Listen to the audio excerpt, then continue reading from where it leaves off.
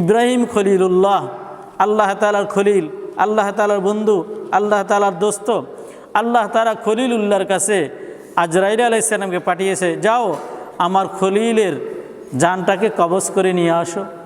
তো আজরাইল আলাইহিস সালাম খলিলুল্লাহ ইব্রাহিম আলাইহিস সালামের কাছে আসলেন, আসি বললেন, আপনার জান কবজ করতে আসছি। বলল যে, আমার আল্লাহকে যাই বলো, দোস্ত কি করি দোস্তের জানটাকে কবজ করতে পারে, দোস্ত কি করি দোস্তের রুটাকে নিয়ে যাইতে পারে। এই কথা বলার সাথে সাথে আজরাইল আলাইহিস সালাম আল্লাহ তাআলার কাছে গেলেন, যে বললেন, আল্লাহ আপনি আপনার খলিলের কাছে পাঠিয়েছেন তার জানকে কবজ করে নিয়ে আসার জন্য, তার রূহকে তার দেহ থেকে বিচ্ছিন্ন করে দেওয়ার জন্য।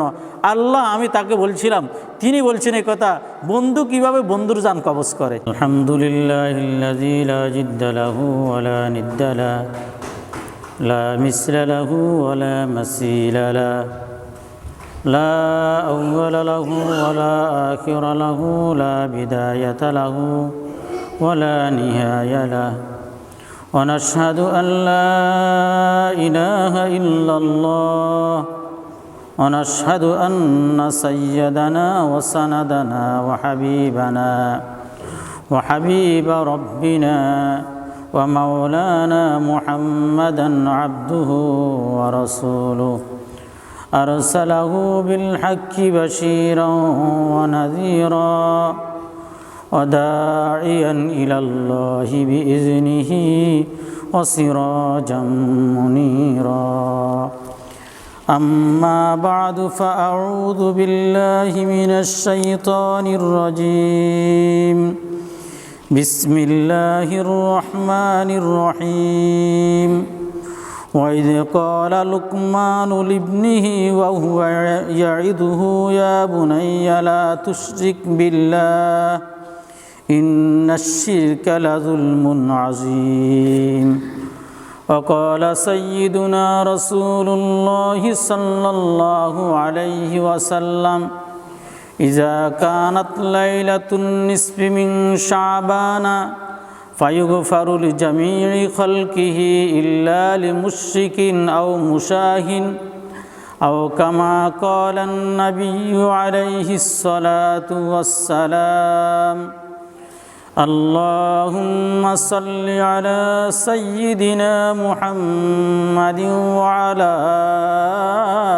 آل محمد كما صليت على إبراهيم وعلى آل إبراهيم إنك حميد مجيد. اللهم بارك على محمد وعلى آل محمد كما باركت على إبراهيم وعلى آل إبراهيم إنك حميد مجيد. اللهم صل على سيدنا محمد كلما ذكره الذاكرون وكلما غفل عن ذكره الغافلون. أستغفر الله الذي لا إله إلا هو الحي القيوم وأتوب إليه لا حول ولا قوة إلا بالله.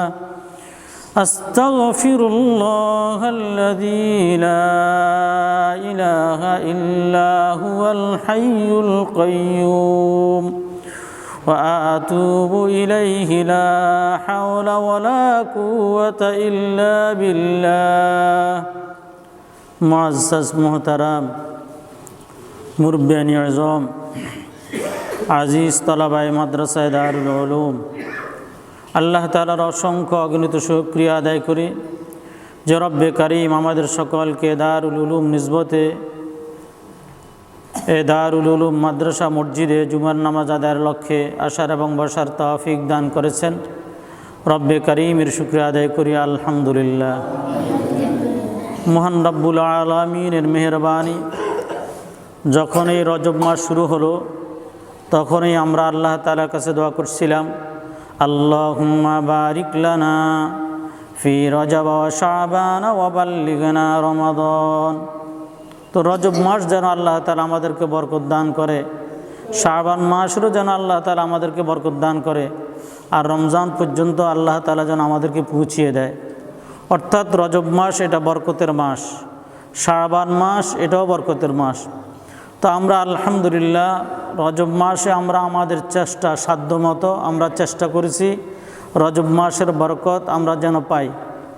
আর বান্দা যখন চেষ্টা করবে তো আল্লাহ তাআলা বান্দাকে দিয়েই দেন। তো এই জন্য রজব মাসে আমরা আমল করছি। শাবান মাসের আজকে 12 তারিখ, শাবান মাসেরও জন্য আমরা আল্লাহ তাআলার কাছে দোয়া করছিলাম আল্লাহ তাআলা যেন শাবান মাসের খায়র বরকত আমাদেরকে যেন নসিব করেন। তো একে একে আজকে 12 তারিখ পর্যন্ত আমরা চলে আসছি। আলহামদুলিল্লাহ আমরা আমাদের জিন্দিগিকে গোছানোর জন্য চেষ্টা করছি, আমাদের হায়াতকে গোছানোর জন্য চেষ্টা করছি, আমাদের সময়কে গোছানোর জন্য চেষ্টা করছি যেন আমরা রমজানের রোজাগুলো যেন রাখতে পারি। তো নবী আলাইহিস সালাম আমাদেরকে রমজানের পূর্বে এই দোয়াটা এই জন্য শিক্ষা দিলেন যেন আমরা রমজানের জন্য পরিপূর্ণভাবে যেন প্রস্তুতি গ্রহণ করি। তো আলহামদুলিল্লাহ আমরা আমাদের সাধ্যমতো চেষ্টা করতেছি। সাহাবায়ে কেরামও এই 2 মাসের মধ্যেই রজব আর শাবানের মাসের মধ্যেই তারা তাদের দুনিয়াবি যত সুগল, যত ব্যবস্থা, যত পেরেশানি, সমস্ত পেরেশানিকে গোছাইয়া রমজানের জন্য তেনারা প্রস্তুতি হয়ে যাইতেন।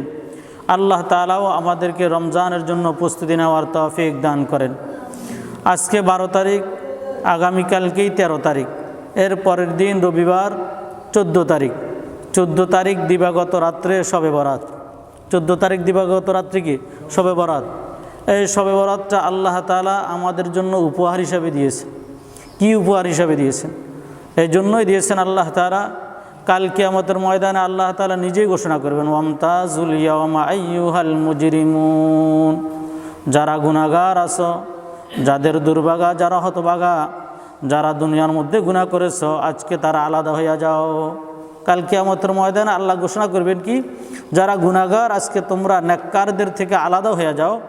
তো যারা আলাদা হবে গুনাহের কারণে তাদেরকে জাহান্নামে দেওয়া হবে, আর যারা নেককার থাকবে আল্লাহ তাআলা তাদেরকে জান্নাত দিয়ে দিবেন। তো আমাদের দুনিয়াতে আমরা যে আসলাম, আজকের দিন পর্যন্ত যে হায়াতটা আমরা পাইছি এটা আমাদের থেকে চলে গেছে। আর সামনে আমরা চেষ্টা করলেও গত জীবনের একটা ঘন্টাও আমরা আর পাইব না, গত জীবনের একটা মিনিটও আর আমরা পাইব না।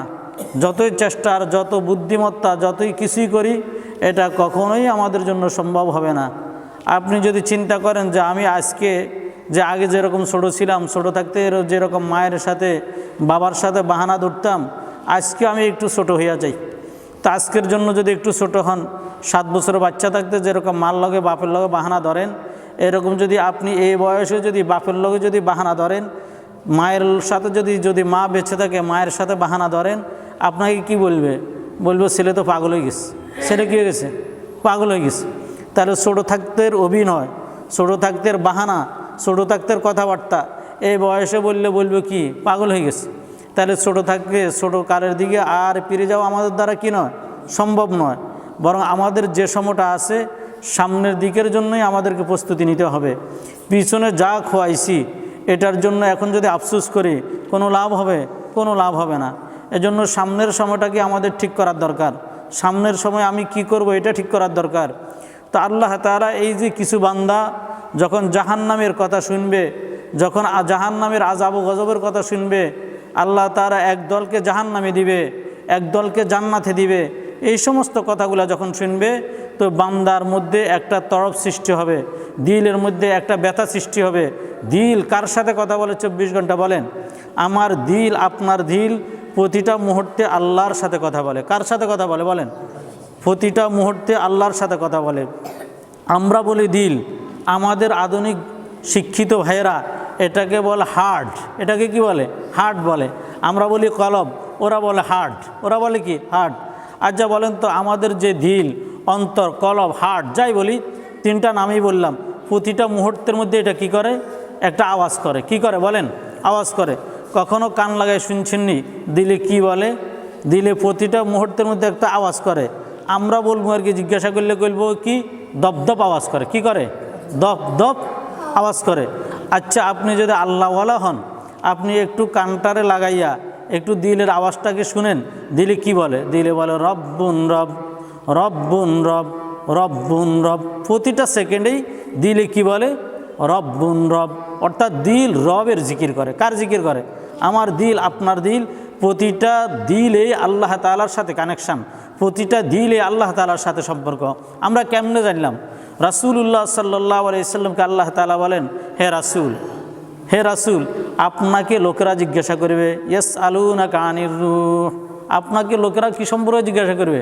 রূহ সম্পর্কে, হার্ট সম্পর্কে, দিল সম্পর্কে আপনাকে জিজ্ঞাসা করবে, কলব সম্পর্কে জিজ্ঞাসা করবে। আপনি বলেন কুলির রূহু মিন আমরি রব্বি, আপনি বলেন রূহ আর দিল এটা হইলো আমার রবের হুকুম। এটা কার হুকুম? আমার রবের হুকুম। এই দিলটার এই রূহটা যতক্ষণ পর্যন্ত চলতেছে ততক্ষণ পর্যন্ত আল্লাহ তাআলার হুকুমেই চলতেছে। যখন আল্লাহ তাআলা হুকুম করবে আমার এই দিলকে, আমার এই রূহকে দেহের থেকে বের হয়ে যাওয়ার জন্য, তখন আমার এই দিল আমার দেহ থেকে বাইর হয়ে যাইবে। একটা মুহূর্ত কি করবে না, দেরি করবে না। কোনো নবীর রূহ কি নবীর দেহের মধ্যে ছিল?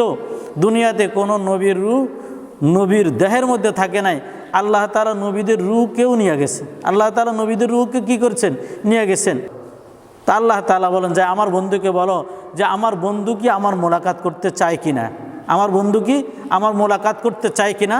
তো ইব্রাহিম আলাইহিস সালামের কাছে আজরাইল আলাইহিস সালাম আসি বললেন যে আপনার বন্ধু এই কথা বলছে যে আপনি আপনার বন্ধুর সাথে মোলাকাত করতে চান কি না। তো বলে যে হ্যাঁ চাই।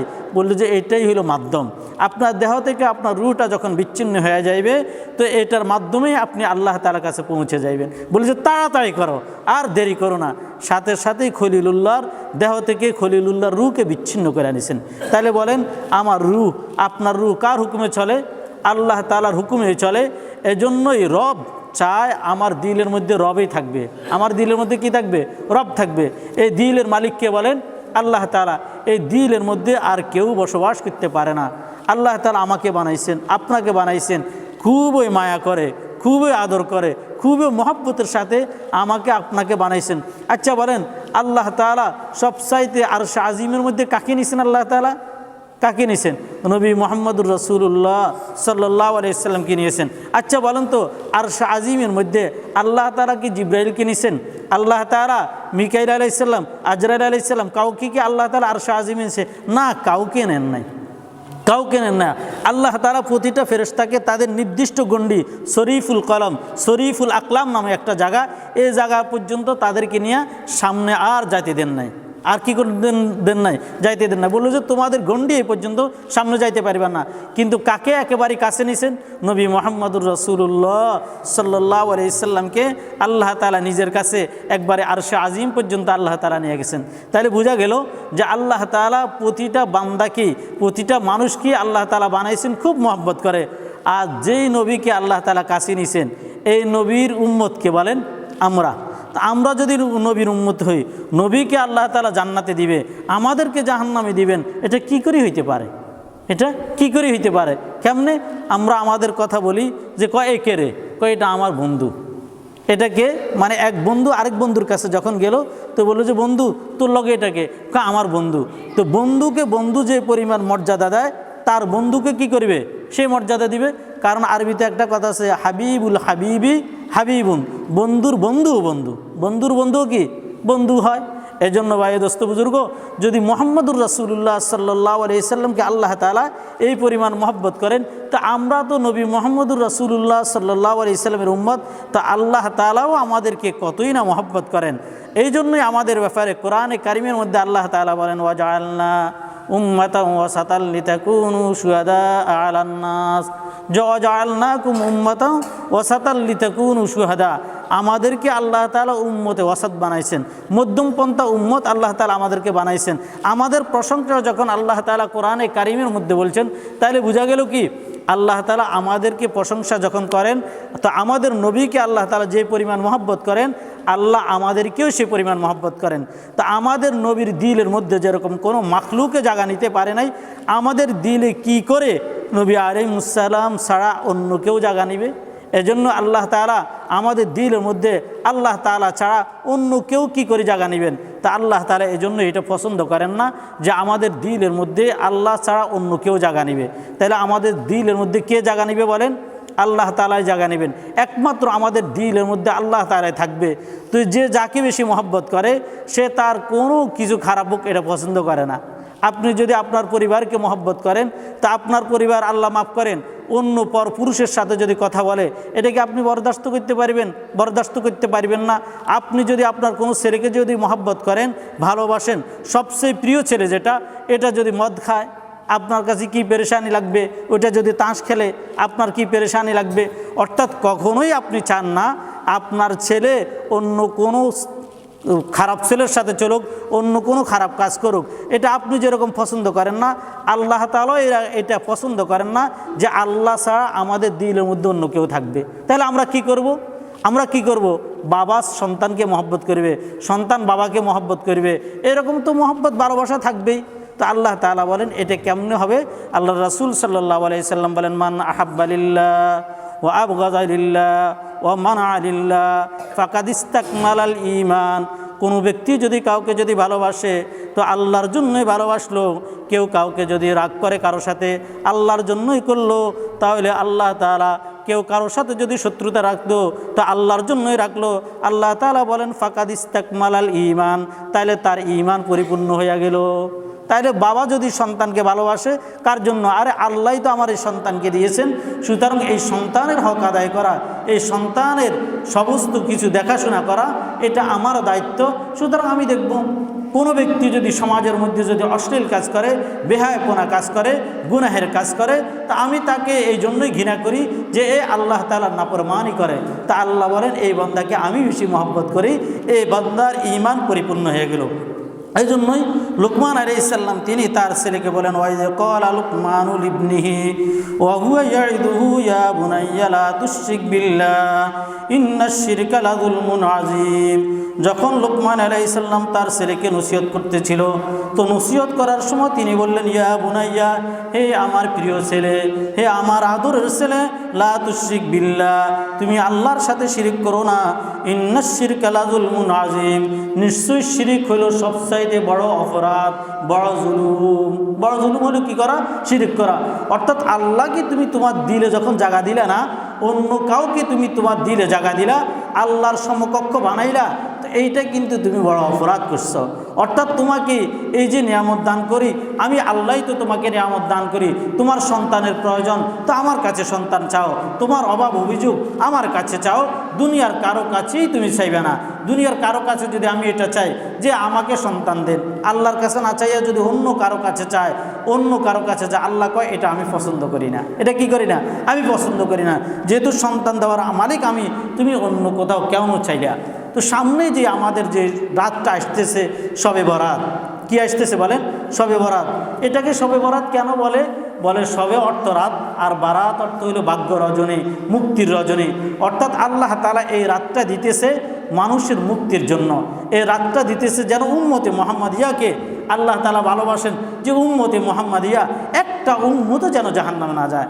আচ্ছা বলেন তো, কাল কিয়ামতের ময়দানে যদি এক একজন উম্মতকে যদি জাহান্নামে পালানো হয়, নবী করিম সাল্লাল্লাহু আলাইহি সাল্লামের সামনে নবী করিম সাল্লাল্লাহু আলাইহি সাল্লামের চেহারাটা কেমন হবে? মলিন হবে না? বাপের সামনে যদি সন্তানকে কেউ যদি থাপ্পড় মারে, বাপ কি এটা সহ্য করতে পারে? একজন বাবা তার সন্তানকে শাসন করে, কিন্তু হুজুরের শাসন করলে রাগ হয়। কেন? আমি আমার ছেলে শাসন করি, মনে কষ্ট আসে না, হুজুরে কেন এত পিটাইলো? কিন্তু দেখা যায় বাবা তার চাইতে বেশি পিটায়, বাবা তার চাইতে কি করে? বেশি শাস্তি দেয়, কিন্তু অন্য কেউ দিলে মনে সহে না। ঠিক আল্লাহ তাআলা এইরকম নবী মুহাম্মদ রাসূলুল্লাহ সাল্লাল্লাহু আলাইহি সাল্লামের একটা উম্মতকে জাহান্নামে দিবে, নবী কেমনে সহ্য করবে? নবী কেমনে সহ্য করবে? এজন্যই উম্মতে মুহাম্মাদিয়া প্রত্যেকেই যেন জান্নাতে যাইতে পারে, এজন্যই আল্লাহ তাআলা শবে বরাত দিয়েছেন। এখন আমার কিছু ভাই ও বন্ধু এই কথা বলেন, শবে বরাত বলতে কোরআন শরীফের মধ্যে, হাদিসের মধ্যে শবে বরাত বলতে কিছু নাই। শবে বরাত বলতে কি নাই? হাদিসের মধ্যে, কোরআনে কারিমের মধ্যে শবে বরাত বলতে কিছু নাই। তা আমরাও এই কথা বলি, শবে বরাত যেরকম এটা হাদিসের মধ্যে নাই, নামাজও হাদিসের মধ্যে নাই। নামাজ কি নেই? হাদিসের মধ্যে কোনো নামাজ নাই। আসেনি হাদিসের মধ্যে নামাজ? হাদিসের মধ্যে কোনো নামাজ নাই। হাদিসের মধ্যে কি শব্দ আছে? সালাত। কোরআনে কারিমের মধ্যে কী শব্দ আছে? সলাৎ। সলাৎ অর্থ নামাজ। তো বাংলা শব্দ কোরআনে কারিমে কেন আসবে? যেহেতু কোরআনে কারিম তো আরবি, হাদিস তো আরবি, এজন্য বাংলা কেন আসবে? তো শবে বরাত এটা হলো সব অর্থ হইলে এটা হলো ফার্সি শব্দ, তো কেন হাদিসে আসবে, কেন কোরআনে কারিমে আসবে? বরং হাদিসের মধ্যে যে শব্দটা আছে, ইজা কানাত লাইলাতুন নিসফি মিন শাবান ফাকুমু লাইলাহা ওয়া সুমু ইয়াওমাহা, নবী করিম সাল্লাল্লাহু আলাইহি সাল্লাম বলেন, যখন লাইলাতুন নিসফি মিন শাবান আসবে, শাবানের 14 তারিখ দিন যায় রাত্র আসবে, তখন তোমরা রাত্রিবেলা দাঁড়িয়ে যাও। রাত্রিবেলা কি করো? দাঁড়িয়ে যাও। কুমু লাইলাহা ওয়া সুমু নাহারাহা, আর দিনের বেলায় তোমরা রোজা রাখো। কয়টা আমলের কথা বলছে রাসূল? দুইটা আমলের কথা বলছে। এক হইল রাত্রিবেলায় নামাজ আদায় করা। তাইলে শবে বরাতের মধ্যে লাইলাতুন নিসফি মিন শাবান, অর্থাৎ যেটাকে আমরা ফার্সিতে বলি শবে বরাত, আরবিতে এটাকে কি বলে? লাইলাতুন নিসফি মিন শাবান। তাইলে আমাদের কোনো ভাই যে বলেন হাদিসের মধ্যে 14 তারিখ এই শবে বরাতের কথা নাই, আমরা বলবো লাইলাতুন নিসফি মিন শাবানের কথা তো আছে। এই লাইলাতুন নিসফি মিন শাবান এটাই হলো ফার্সিতে, এটাকে শবে বরাত বলা হয়। তো এখানে রাসূল কি বলছেন? কুমু লাইলাহা, তোমরা রাত্রিবেলায় নামাজ আদায় করো। রাত্রিবেলায় কি পরিমাণ নামাজ আদায় করব? কি পরিমাণ নামাজ আমরা আদায় করব? বল যে শবে বরাতের জন্য নির্দিষ্ট কোনো নামাজ নাই, যে নির্দিষ্ট নামাজ পড়তে হবে 10 রাকাত, 12 রাকাত, 14 রাকাত, 20 রাকাত, এইরকম কোনো শব্দ নাই। রাসূলুল্লাহ সাল্লাল্লাহু আলাইহি সাল্লাম এরকম করেন নাই। কীরকম করছেন? রাসূলুল্লাহ সাল্লাল্লাহু আলাইহি সাল্লাম একদিন আম্মাজান আয়েশার ঘরে ঢুকছেন, এরকম 14 তারিখ দিবাগত রাত্রে আম্মাজান আয়েশার ঘরে ঢুকি জামাটা খুলছেন, এরপরে তিনি আবার জামাটা গায়ে দিলেন, গায়ে দিয়ে তিনি ঘর থেকে বাইরে চলে গেলেন। আম্মাজান আয়েশা রাদিয়াল্লাহু তাআলা চিন্তা করলেন, হুজুরের তো কয়েকজন বিবি, প্রত্যেকটা বিবির জন্য নির্দিষ্ট তারিখ নির্ধারণ, প্রত্যেকের জন্য মনে করেন 2 দিন করে 3 দিন করে এরকম সময় নির্ধারণ, প্রত্যেকেরই এই নির্দিষ্ট সময়ে প্রত্যেকের ঘরে রাসূলুল্লাহ সাল্লাল্লাহু আলাইহি সাল্লাম যাইতেন। যাকে যেই দিন যার ঘরে যাইবেন ওই দিন অন্যের ঘরে যাওয়া এটা ইনসাফ নয়। এজন্য নবী করিম সাল্লাল্লাহু আলাইহি সাল্লাম ইনসাফের জন্য প্রতিজন বিবিকে যে নির্দিষ্ট সময় দিতেন ওই নির্দিষ্ট সময় তার ঘরে যাইতেন। তা আম্মাজান আয়েশার ঘরে যাইয়া উনি জামা গায়ে দিয়ে বাইরে চলে গেছেন। মানবিকভাবে আম্মাজান আয়েশা রাদিয়াল্লাহু তাআলা একটু মনে কষ্ট পাইছেন যে আজকে তো আমার ঘরে আসবেন, আজকে তিনি আমার ঘরে আসি, আজকে আমার পালা, আমার ঘরের মধ্যে থাকবেন, তিনি আমার ঘরে আসে, আমার ঘরে না থেকে তিনি জামা গায়ে দিয়ে চলে গেলেন, মনে হয় অন্য কোনো বিবির ঘরে গেছেন। তিনি একে একে প্রতিটা বিবির ঘরে খোঁজ নিলেন, দেখলেন যে কোনো ঘরেই নেই। পরে তিনি এখান থেকে সোজা চিন্তা করলেন রাসূল কোথায় যাইতে পারে।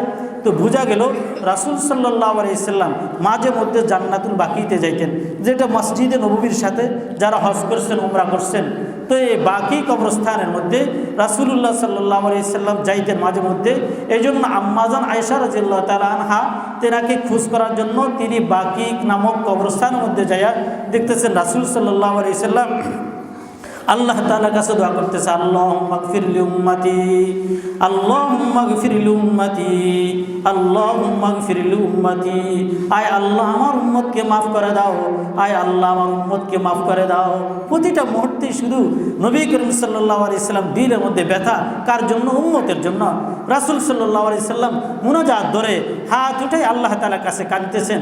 তো রাসূলুল্লাহ সাল্লাল্লাহু আলাইহি সাল্লামের কান্না দেখে আম্মাজান আয়েশা রাদিয়াল্লাহু তাআলা বলেন, আমি কতই না খারাপ ধারণা করলাম, আমি ধারণা করলাম রাসূল কোনো অন্য বিবির ঘরে গেছেন না, রাসূল তুই উম্মতের ব্যথায় ব্যতীত হইয়া রাসূল জান্নাতুল বাকিতে আসি কাঁদতেছেন। তো তিনি এটা দেখি তিনি এখান থেকে চলে আসলেন, একটু তড়িৎ গতিতে আসতেছেন যেন রাসূলে বুঝতে না পারেন। একটা মানুষ যদি আরেকটা মানুষের পাশে দাঁড়ায় তো ওই মানুষটা বুঝতে পারে। ঠিক রাসূলুল্লাহ সাল্লাল্লাহু আলাইহি সাল্লাম বুঝতে পারছেন পিছনে কেউ একজন দাঁড়াইছেন। রাসূলের মুনাজাতটাকে শেষ করি তিনিও আম্মাজান আয়েশার পিছনে পিছনে তিনি ঘরের মধ্যে চলে আসছেন। আসি বলতেছেন, আয়েশা তুমি কি মনে করো আমি তোমার উপর জুলুম করছি? তুমি কি ধারণা করো আমি তোমার উপর জুলুম করছি? তাইলে বোঝা গেল যে কারো উপর জুলুম করা কি নয়, বৈধ নয়। তো রাসূল সাল্লাল্লাহু আলাইহি সাল্লাম বলেন, আয়েশা আমি যখন ঘরের মধ্যে ঢুকছিলাম তো জিবরাইল আলাইহিস সালাম আমার কাছে আসি বললেন এই কথা যে আজকে এমন একটা রাত্রি যে রাত্রিতে আল্লাহ তাআলা বনি কলবের গোত্রের বকরির ফাল পরিমাণ, বকরির ফালের যে পরিমাণ পশম, এই পরিমাণ পশম পরিমাণ আল্লাহ তাআলা উম্মতকে মাফ করে দিবেন। বনি কলবের গোত্রের তাদের ছাগলের ফাল কীরকম ছিল? এক একটা ছাগলের ফালের মধ্যে 20,000 ছাগল ছিল। 20,000 ছাগলের গায়ের মধ্যে কি পরিমাণ পশম থাকতে পারে আল্লাহ ভালো জানেন। বলে যে এই পরিমাণ উম্মতকে আল্লাহ তাআলা মাফ করে দিবেন, এই জন্যই আমি উম্মতের মাপ চাওয়ার জন্য গিয়েছিলাম। আয়েশা, তুমি কি আজকে একটু আমাকে সময় দিবা যে আমি আল্লাহ তাআলার জন্য এই রাত্রে অপব্যয় করে দিই, এই রাত্রে আমি আল্লাহ তাআলার ইবাদত করি? তাহলে রাসূল এই কথা বলি, রাসূল এই রাত্রির মধ্যে নফল নামাজ আদায় করছেন। কত রাকাত আদায় করছেন এই কথা কোনো হাদিসের মধ্যে নাই। এজন্য এই রাত্রির মধ্যে আপনারা কত রাকাত নামাজ আদায় করবেন এটা আমরা বলতে পারবো না। বাকি এই রাত্রির মধ্যে রাসূল সাল্লাল্লাহু আলাইহি সাল্লাম নামাজ আদায় করছেন, আমরাও নামাজ আদায় করব।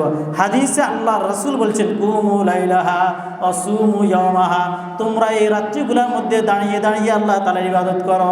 তো দাঁড়াই কি ইবাদত করে? দাঁড়াই ইবাদত করে, নামাজ আদায় করে। যত জায়গার মধ্যে কুম শব্দটা হয়েছে প্রত্যেকটা জায়গার মধ্যে নফল নামাজের কথা বোঝানো হয়েছে। এজন্য বোঝা গেল রাসূল সাল্লাল্লাহু আলাইহি সাল্লাম এই রাত্রির মধ্যে নফল নামাজ আদায় করছেন। কত রাকাত এটার নির্দিষ্ট কোনো সীমা নাই। কেউ যদি শবে বরাতের নিয়তে, লাইলাতুন নিসফি মিন শাবানের নিয়তে কোনো ব্যক্তি যদি নামাজ আদায় করে, সে 10 রাকাত, 12 রাকাত, 14 রাকাত, 20 রাকাত যত ইচ্ছা মন চায় তত পড়বে, কোনো অসুবিধা নাই। তবে রাসূল সাল্লাল্লাহু আলাইহি সাল্লামের তবিয়ত ছিল কমপক্ষে 4 রাকাত নামাজ আদায় করতেন। নফল নামাজ কমপক্ষে কয় রাকাত আদায় করতেন? 4 রাকাত আদায় করতেন। এজন্যই আমরা কমপক্ষে কত রাকাত আদায় করব? 4 রাকাত আদায় করব।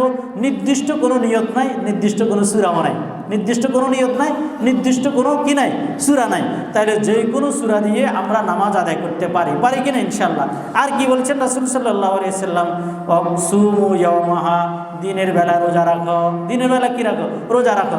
তাহলে রবিবারের দিন যায় রাত্রে যদি শবে বরাত হয়, পরের দিন সোমবারে আমরা রোজা রাখবো। কি বলেন? আমরা কি রাখবো? রোজা রাখবো। তাহলে রোজার কথাও আমরা হাদিসের মধ্যে পাইলাম, প্রতি মাসের মধ্যে 3টা রোজা রাখা সুন্নত। কয়টা রোজা রাখা? 3টা রোজা রাখা সুন্নত। 12, 13, 14 আরবি 12, 13, 14 এই 3 দিন রোজা রাখা সুন্নত। এখন কেউ যদি চায় আমি বাড়াই রাখবো, তাহলে সে আগামীকালকে এর পরের দিন মোট কয়টা রোজা রাখবে? 3টা রোজা রাখবে। এই 3টা রোজা রাখলে একটা সুন্নতের আমল হবে।